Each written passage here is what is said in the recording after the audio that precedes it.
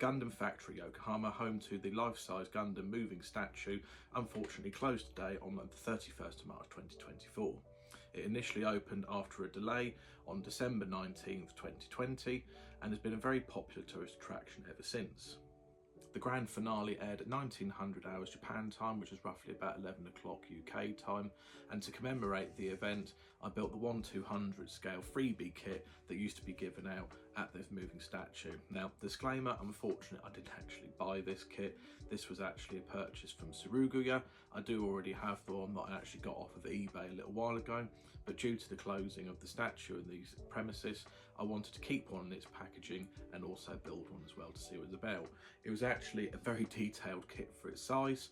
Obviously it's not going to win any awards in the articulation department, and it did need a little bit of touch-ups here and there to give it a little bit of character, but all in all I was actually very pleased with how this little memento turned out.